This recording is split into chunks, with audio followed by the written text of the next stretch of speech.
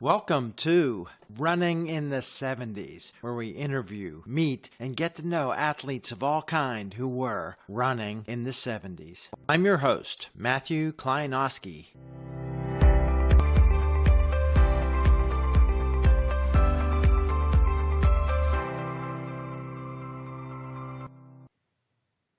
Had a little echo problem in the chat with Ralph Serna, so I have to re-record some of my questions with him. Today on the podcast, we're out on the west coast of the USA. In the early and mid-70s, U.S. high school runners had some amazing things going on. There were 3 high school runners out of Hammond, Indiana, all running under 9 minutes in the 2-mile. But out in California, there was a hub of excellent high school runners. We got one of them with us today, who ran internationally, won national championships, was a part of 2 teams that won World Junior Cross Country Championships, set national records, and embarked on a career and stayed in the sport and shoe design for decades. We'll talk today with an icon of running in the 70s. Welcome today, Ralph Serna. This is part 2. Let's talk about one famous race finish. Division II NCAA Cross Country Championships, a famous 3-way tie. After that, they invited some of you to run Division I. It wasn't a team promotion. How did that work that the Division II runners were invited to run at D1 then? Yes, my sophomore year, 1976, fall of 76, we won our second NCAA title. Because of that, I'm not sure how deep it went, but it was only individually. You could not send the top winning team. Otherwise, we would have had the entire team, obviously. But because we're tied for first, the 3 of us, we went. And we didn't do as well as we had hoped to, certainly. It was a whole new ball game. And it was something to learn from, certainly. I think we had run like 29:40, and we had a 3-way tie in Springfield, Missouri, when we tied for the 3 of us. And it was much faster than that. It was a sprint, and that I wasn't used to that, to basically go anaerobic like in the first mile of the race and try to somehow hang on. I think we're coming through then, maybe 4:15, like 4:15, 4:17. I wasn't used to that. I think I ended up fading to the 70s, but Eric was like maybe in the 50s, and then Steve was behind me. But I think we all still ran under 30 minutes, even in D1. It was more of that, just individuals going to D1. And the next year, of course, we qualify and we move up to D1 my junior year. Unfortunately, my junior year is when I got hurt. And then it was a roller coaster for the last 2 years of running. But to your point of the camaraderie with it, we had a small team. Coach Miller would make a rule that we would come out. And I can't remember what his time was, but he had us run in August just to qualify for our cross-country team. We had to run a 2.25-mile race on the track. And whatever that time was, I can say it was 10:40 or something for that time. And basically, we'd have the time trial, and then that was the way you're going to make the team. Even on Eric's sophomore year, Eric got hurt the summer after his freshman year at UC Irvine. We didn't know it. None of us knew it.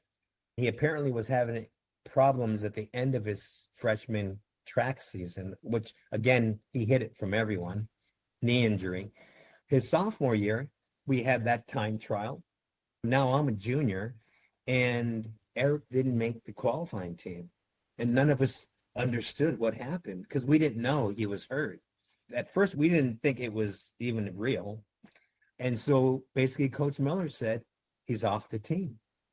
One of the greatest high school runners ever, his second year in college. He can't even make the squad, not the varsity team, just the squad. Everyone on the team said we'd all quit if he did not reinstate Eric. And credit to Coach Miller, he could have easily just said, that's just the rules. We were all going to come back, of course, but that was a weak attempt on our part, but we did say that. And he did let Eric come back, but within a month or 2, Eric himself just took himself off and just said it's not working. And he redshirted, and we thought that he would come back, and it was not to be. So his career ended very quickly. We just didn't realize how fleeting it was. a great freshman cross country. Track just is when he started to have his downfall. But to your point, certainly building a team like that is, to this day, we're still all friends and we still all talk to each other, certainly. Let's talk about the World Junior Cross Country Championships that you participated in. Twice world team champions. They only score 4 for the teams, but teams can have up to 6 runners. Tell me about your experiences making those teams and your experiences in the races. Qualifying for my cross-country international meets and teams, as a senior in high school, I had only lost one meet in cross-country high school. And according to Harrier magazine, I was the high school cross-country runner in the nation. Tough to judge, but I had set the postal 2-mile record against Eric. We ran just by chance at UC Irvine in a postal 2-mile, no spikes, but we were wearing the waffles and it's close enough. I just remember I knew I was ready for that. And I'm going to say that was maybe mid-October, but I knew that I was ready to go under 9 minutes for the first time in cross country, legit 2-mile. And I just hung behind Eric. I was hoping we'd come by in 4:24. We come by like in maybe 4:28, 4:29. Eric's leading. And I just waited till 300 to go and I out sprinted him. And I couldn't believe it. I ran 59 my last lap and I beat him by 4 seconds. And I ran 8:56. I set the national postal meet. So that sets me up for the U.S. national junior team under 20 again. And that was in December up in Alameda on this big dirt field, call it that. It was 8,000 meters, 5 miles roughly, furthest I've ever run. And we have to go over barriers, steeplechase barriers, right? No water jump, of course, but it's steeplechase barriers. And I don't know how many, but it was too many. That's all I remember. And the last one was about 100 yards from the finish, which is important to know. The likes of Steve Lacey is there, Bill Donikowski is there, Sel Vega is there. Everyone from the country has come to Alameda.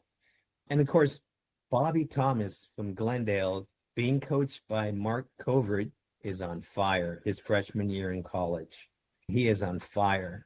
And he's breaking all these records and course records at Mount Sac where legends have run. He's slaughtered the records. I had beaten him every single time in high school. All of a sudden, within 3 or 4 months, this guy is on fire. And it's like, where did this come from? And I got to be concerned. It's twice as long as I normally race.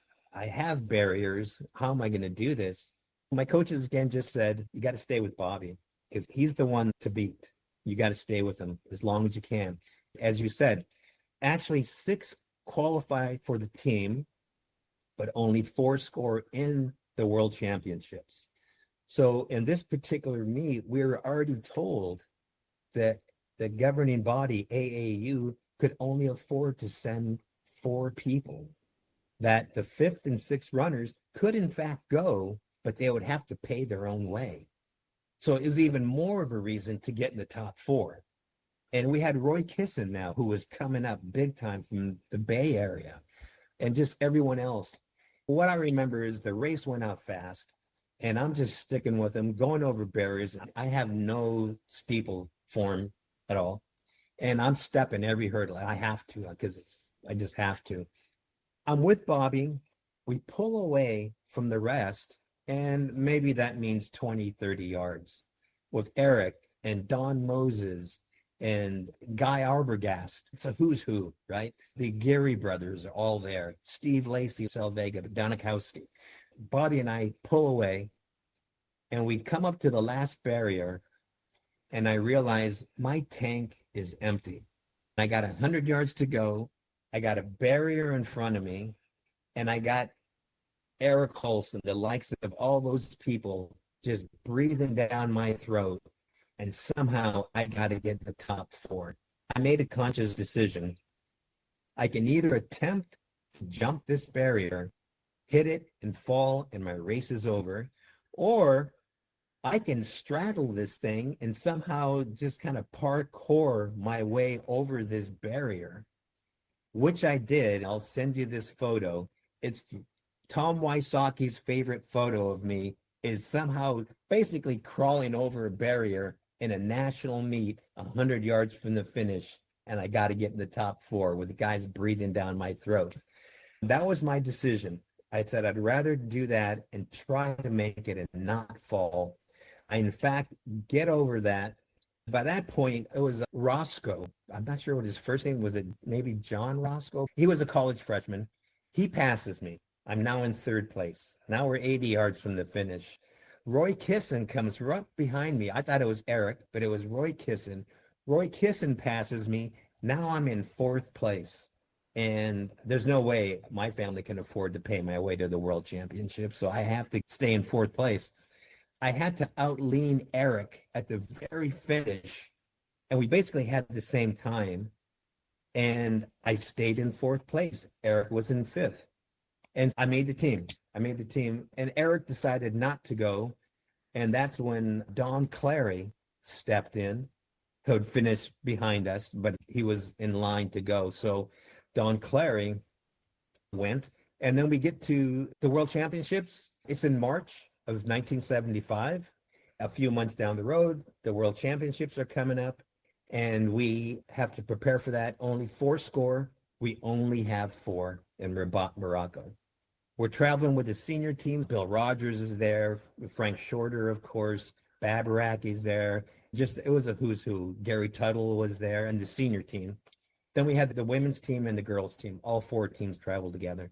I remember the coaches told us, you guys have a great chance of winning. We all knew Bobby was the cream of our team and that he had the best chance. So I don't really remember a lot of the race, but just by chance, the AAU had told us that if any family members wanted to go, they could pay their own way. They would be put up all the same places, the hotels that we were going and all that. My grandmother chose to go. My grandmother is a world traveler. She would save up her money, and every 2 years she would go somewhere. This happened to be her 2 years. So she went along with us. And one of my bragging rights was she was following the team, hanging out with us and got to know people. So years and years later, she would ask occasionally, how's Bill and Frank?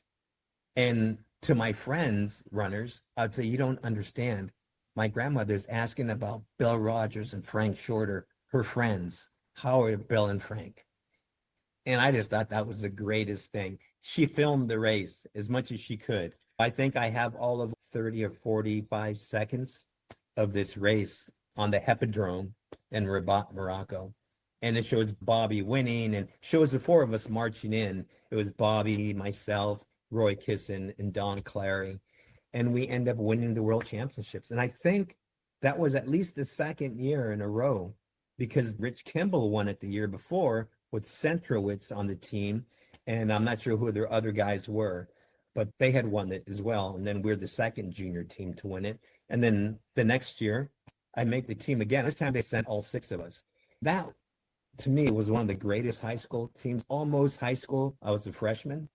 But the junior team, certainly if we had the Rudy Chappa's squad there, it would have been crazy. Eric ends up winning the race as Bobby had won it the year before. So now we have 3 consecutive years of a U.S. junior winning and the U.S. junior team winning. And the next year, of course, I was too old, but that's when Tom Hunt won it, and they won it as well. So we had an amazing stretch of junior boys just doing amazing things. That kind of success didn't happen again, and it's not going to happen this year.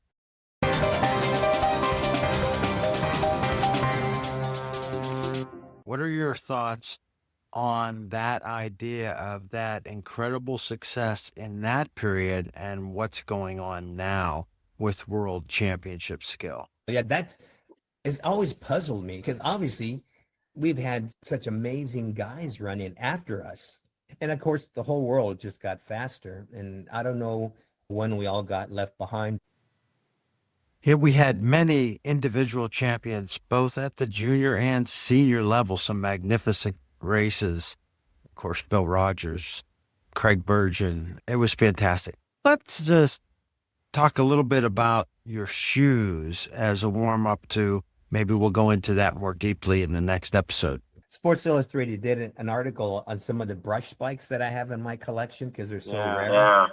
This is a pair that's never been put on and even has this rubber tab that you would tear off when you started wearing it. So this thing has never even been worn. This is the one that was in Sports Illustrated 6 years ago. I think 2019 they did that. But anyways, we'll get to that.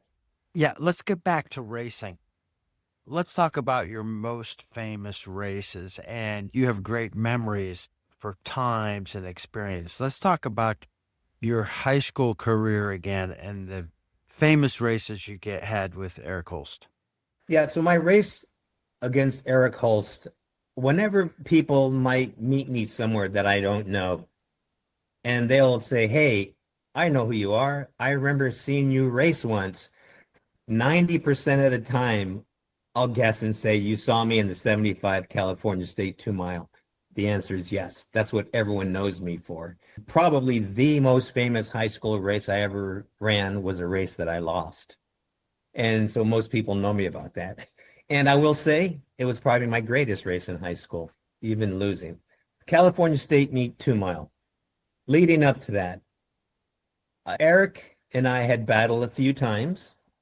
We had run some relays. The first meet of my senior year, his junior year, was the Glendale relays. It was right after I got back from the World Cross Country Championships.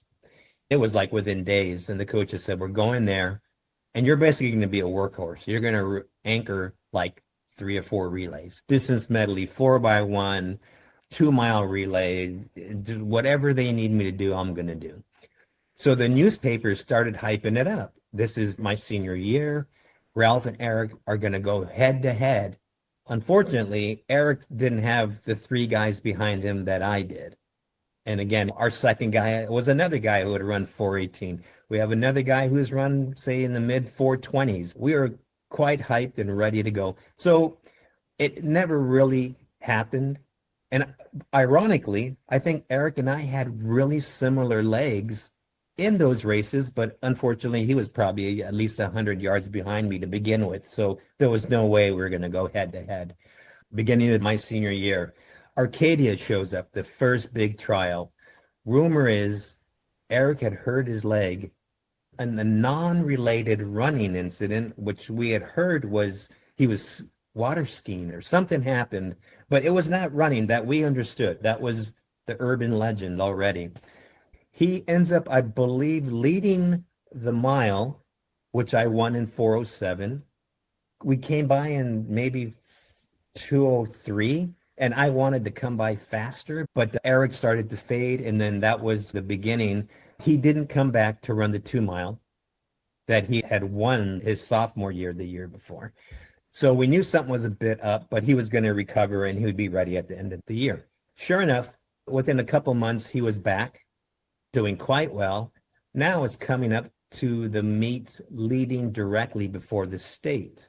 Now we're in May, and we're in different divisions. He's in small schools, I'm in large schools. We have the league meets, and I double, and maybe I run 4:15, and then I come back and I run 9:15. I win both of those. I run against a guy named Colin McConnell, who the next year would run 8:55. So again, in my league, just that guy. The meet after that, I ran a little bit faster, and then I believe I doubled up and I ran 4:12, and I came back and ran 8:58. And I ran against Brian Huntsaker, who had won the Arcadia 2-mile and would become my college freshman roommate. And so I beat him. I run 8:58 after the 4:12. Now I'm going to race against Eric. And this is when all the divisions come together, and the first 5 qualify to go to the state in our section. And I run the mile. I got boxed in, didn't run a great tactical race. I got boxed in, but I did breakout and I did win the race, and I run 4:08.2 on a dirt track, and I break Terry Williams' meet record by 1/10 of a second. So I'm feeling pretty good. It's my second fastest time, but I'm feeling good. And the 2 mile comes up within an hour. And Eric ran a strong race and he ends up beating me by 5 seconds. He runs 8:50. I come back and I get my PR though, and I run 8:55. So I have a 4:08 and an 8:55 within an hour. And I'm ready to go at the state meet, which was at Balboa Stadium, where Jim Ryan beat Peter Snell years earlier. And I believe Jerry Lindgren basically tied with Billy Mills on that same track. This was a terrible track. It was rubberized asphalt. It would be better to run on a freeway on a hot summer day. And it was a hot summer day for the state championships in high school. It was probably in the 90s, and it was just terrible. Of course, they went 3 in the afternoon. For some crazy reason, this time the 2 mile is before the mile. They would keep flip-flopping it back and forth my senior year. So the 2 miles first, we go off. It's hot as heck. My coaches have said, listen, you guys are going to go under 8:50. There is no question. You're both ready, and it's your first race of the meet. You don't have a mile before like you did before. So now you got to just go all out. And don't worry about the mile. Just go. You got to go. They basically just said, tuck in behind Eric and don't let him get any further ahead of you than possible. That's what I did. By the first mile, we had run maybe a 4:22, somewhere in that range. So we're right on pace. We're doing well. Then Brian Hunsaker tried to get in, and I just got right behind Eric, even closer, almost clipping his heels so that no one could tuck in front of me. I don't want anyone between Eric and I. We had Mitch Kingery was there. Richard Gary was there. Roy Kissin was there. It was just like everyone was there. One by one, they just started peeling off. Brian Hunsaker went away. Then Mitch Kingery was there. Then Roy Kissin was the last one to be with us. Then we ended up pulling away with him. So now we come up to the bell lap. And the week before, I had pulled away from Eric in the mile with 300 yards to go. I just sprinted away from him. I had done the same thing in cross country when I set the national 8:56 2-mile postal meet. I ran away from him with 300. So that was what our plan was, to try to do it again. Unfortunately, I didn't realize I was running 10 seconds faster than I ever had in a 2-mile. So that little sprint may not be there. And as it turns out, I tried to pass Eric 3 times in the last 400. The bell lap, I tried to get around him. He held me off. We come on the back stretch. I tried to get past him before the last turn. He holds me off. We come off the final turn. I try one last time. Tank is empty. He ends up beating me by exactly 1 second. We finished the race, and not many people really knew, but Eric comes up to me directly after, and I'm just thinking, I know I ran fast, and I'm just spent. The weather was hot. The track is terrible. The race was great, but I just got second place. I'll never be a state champion in high school, but I know I ran a great time. Eric comes up to me and congratulates me, fair enough. And he says, congratulations, you just broke my record. And I said, what are you talking about? He goes, you're the fastest losing 2-mile of all time now. And coming from anyone else, I would have been really upset. But to me, Eric really had a pure passion for our sport, and he meant nothing bad about that. He was truly, in his mind, congratulating me for doing something great. Coming from anyone else, you'd be really upset. I was, I'm sure, for a split second, but knowing that it came from Eric, and he was a true student of our sport, and I ended up appreciating it even more and more as time went by. But yeah, so I was the fastest losing time for quite a long time until everyone else came around. But I hung my hat on that for a long time, and I was happy. As time went by, I was more and more pleased with that fact. At that time, think about this. Only 2 people had run faster than Eric and I in history in high school in the U.S. Yes, a guy named Prefontaine and Craig Virgin. Craig Virgin had the record still. Yeah. Yeah. So I was 4th fastest individual at the time. That's great. You had long relationships with, of course, Eric Holst through high school, then at least a while in college. Let's talk about your relationships and the differences of some of these personalities. For example, Eric and also Alberto Salazar. My relationship with some of the guys in that era, especially Eric and Alberto Salazar, two amazing athletes, of course, and two became really good friends at that time when we were traveling together. I was roommates with both of them on international teams. With Eric, when we ran against the Russians in Austin, Texas. And then I was roommates with Alberto twice when we ran the World Cross Country Championships the next year. And also in Russia, in Tallinn, Russia, now Estonia. We were roommates then again. Then we continued on that trip to Ludenstadt, West Germany, and we were roommates then as well. Eric was unique because if I was to answer a question of who do you know that's never drank or smoked in their life, Eric would be the first. He was just pure that way. I know his only vice was that he loved ice cream, and he always would eat this ice cream. And he would just tell it like it is. So when we became teammates at UC Irvine, Eric and I later on, everyone got pranks pulled on him. And I think we'd go to running camps in the beginning of cross country, and just a bunch of guys with Coach Miller up in the mountains, just isolated. And, you know, how much can go wrong with a bunch of teenagers, young 20-year-olds with nothing to do and all this energy penned up? You'd pull pranks. I think one time we got a frog and we put a frog in Eric's bed, you know, and Eric, we tucked it in there, and then Eric gets in there and yells, and then the frog goes hopping away and on its merry way. And he was fine with that. So he could take it as much as he would give it as well. And he would always say, if we came up with something, maybe it was music, that everyone had their own choice, but we're listening to Rolling Stones or we're listening to Led Zeppelin or something. Eric didn't not want that. His favorite quote was, when you listen to that music, you take your brain out of your head and you put it on a shelf because you don't have a brain. You're not listening. So that kind of music, that was Eric. And he's a great guy. Alberto, this is one of my favorite stories about Alberto. We're in Chepstow to run the World Cross Country Championships. Alberto and I are roommates, and Roy Kissin and Tom Hunt are roommates.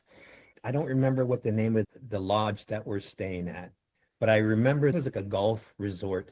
You'd drive through, and it was like a big oval track. You'd drive through, at the very top is the lobby, and then you'd drive back out on the other side. Alberto and I had a room facing that little parking struck area, so we could see anyone walking back and forth.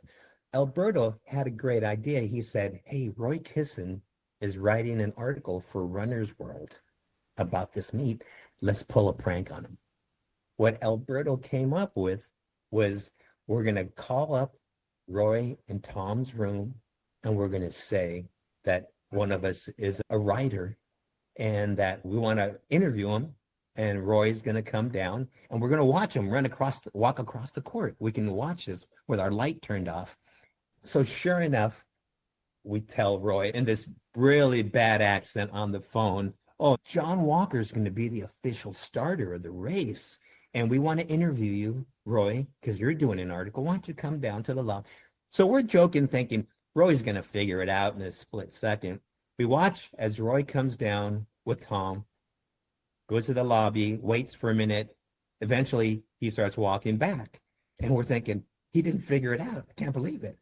Alberto says, let's do it again. So we did the exact same thing. He walks across, nothing, of course, there's no one there. And then he walks back. We thought, okay, he's going to figure it out. So let's just not tell him. We didn't tell him. Lo and behold, we run the race, we win the team championship, so on and so forth. Runner's World ends up putting an article out, and Roy writes all about this guy who called him to the lobby that never showed up. And we couldn't believe that he actually did that. And now we're feeling terribly. It probably took us a couple decades before we approached Roy and said, Roy, this is the story. It was us, thanks to Alberto. So Alberto was that kind of a guy. He liked to pull pranks and just do those kinds of things. And when we went to Russia for the track meet, we were in Tallinn, and it was certainly more the Cold War era then. It was on the bicentennial, 1976, July, we're in Tallinn, Russia. And I always tell my family and friends, I'll always remember where I was on the bicentennial. I was in Tallinn, Russia. How weird is that? Anyways, we get there, and unbeknownst to me, Alberto had said, oh, yeah, I read, because then there was no computers. He said, yeah, I heard and I read that 501 jeans, Levi's, are worth like a lot of money. You can get a lot of money. He's a high school senior. I'm a college freshman. So long story short is he had brought a couple extra pair of 501s, and we knew that literally, I'm sure we were being watched.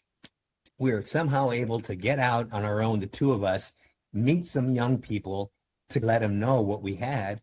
And I think Alberto sold each pair like for $90, which was phenomenal amount of money in 1976 to a high school senior. It was funny. And again, that's the kind of thing that he would do. And it was just funny. So both of them were great teammates, and for almost opposite reasons. But the one thing was they both had such high intensity. I can remember knowing what Eric did and racing against him for the last couple of years in high school and then in college, and watching Alberto and being able to be his teammate and watching him train when we're getting ready to go over to Russia or to go to even Austin, Texas, and watching them do all these workouts, and we'd watch each other. They both shared that identical trait, was that they're just so intense. And of course, seeing how far Alberto would push his body later years when he ran like Falmouth and the Boston Marathon, when he almost killed himself just running. They're both that same person. Their drive was just the highest I've ever seen. There's a lot of stories I have that basically lead from my running career to my design career, and how these really weird tangents came across, or the Runners Reunited, which truly, I believe that'll be my legacy. I've reunited people. Yeah, in a nutshell. Nelson Ferris is showing up. Jan Lester from ASICS is showing up. Vans, who I was designing shoes for, have shown up. And Saucony has shown up with Terry Drake. It's just I've lived like 5 different lives, and each one intense. And somehow there's been a thread that just tangentially connected all those things. But yeah, we'll get more into that. You're a collector of memorabilia and history. How well did you know Mike Finelli? Mike Finelli. I never regularly competed against him, but because of my collection, which is dwarfed by his collection, I think he said one time, which I found it to be a complete pride on my part. He said, Ralph has more stuff and knows more stuff about high school track than I do, but he knows about the overall world of running, right? And I know that Penn Relays was one of his big things. And in a quick nutshell, this was a really rare mug that is from 1905, Penn Relays. I just pulled it out, and because it was something that Mike and I would speak about. And basically, he couldn't believe, that I had this. I know he and his brother, I always talk to Gary all the time, right? So we're still friends. But I got this from Don Franken. Don Franken found it somewhere in his storage, said, Ralph, I know you collect track and field memorabilia. Here you go, 1905, Penn Relays. And Mike couldn't believe it. And Mike came to Runners Reunited about a year and a half, 2 years before he passed. One quick thing. I knew that he was from back east, then he was from the Bay Area. But he was actually what was named a tech rep for Reebok, which meant you were a salesman assistant to do, and Nike calls them the Eakins, Nike spelled backwards. And he did that whole thing, but he would come to my running shop, which is the very first running shop in Orange County called Loshorns for Runners, now called Snail Space. And I worked there. I managed them. Even after I left, I was at Sub 4 and blah, blah. That's another story. But Mike was one of the first tech reps that came to me and said, you should get into the footwear industry, because I designed for Sub 4 apparel. And he said, no, you should design shoes. And he was one of the first ones to tell me that. And he said, you should take my job because I'm moving up. And then it took me a while. We'll get to that another time. But really quickly, last year when we did this whole thing, and he had come previous years, and I remember he brought some stuff, and it was handing out some great things, and we raffled off some of his great stuff. He said, raffle these things off. And he brought a special magazine for Mark Belger, who showed up from San Diego. Just amazing things.